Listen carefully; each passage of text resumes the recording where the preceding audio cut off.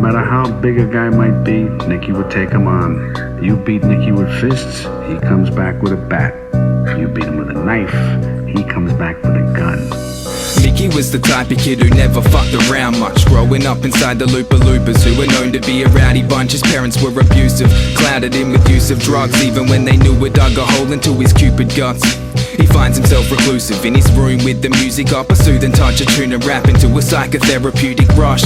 Usually when he was finished proving he was down on luck and out of love, he'd sit a minute livid with the questions of how come my doubts run? Why am I never winning bouts? Am I outdone? Never had a foul mouth. Now he has a house full of sour tongues that tower for control, overpowering his outcome. Mick has grown sick of it, was flowering before, but now he cowers as a counterfeit. Father figure shouts at his mother with the mouth that spit about her fucking outfit, wondering if she was even grounded, cause usually she's out of it, but never shouts back at cops the sound fist he countered with. If Mick could move a mountain using muscle, maybe hit him out to punch him out. But shit, Micky hates his own reflection, mirror image of a mouse.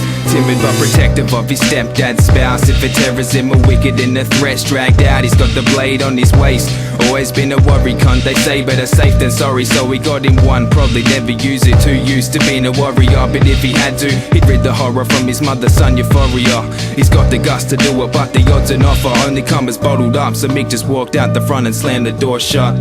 Big, and we only got one shot at it, and there's about a million ways this fucking thing can go wrong. So everybody listen carefully. With a temper so wicked in place, it takes him in the daydream. What once used to be the only need to escape is now a fake release upon the list of make-believe. He's pacing, heart racing as he takes the street to help replace the need of feeling pain. It's after dark, no harm in being wasted, but it's past 10, the bar is shut, so he feels the need of being blazed in.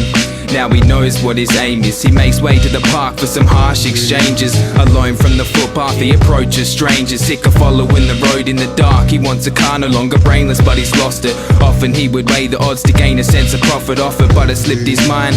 So instead of pulling out his wallet, what he pulls is the knife. He strikes at them, promising apparent loss of life. Then he glides in the driver's seat and off he went against time.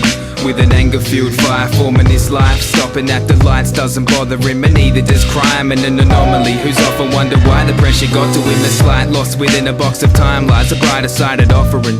Figured the only thing that's costing him his life was the monument. He wasn't the stroppy type, Mick always abided by the boss, but the feelings for woe were of the opposite kinds. He bottled up inside a boulder on adopted shoulders, hides untold folders of a kid who molded lyrics to the mic, then grew into a soldier with an older mind to stand up and vote instead of having to ask why. He always had to deal with how to evolve and all these things like how to remain driven as the world revolves around the problems that he's got on his chest, and all these things like how can they be solved when they only sold him lies at his best. Now he regrets thinking of all these other things like taking a life as he awakes to find himself on his bed. Another hype dream again, wishing for the things like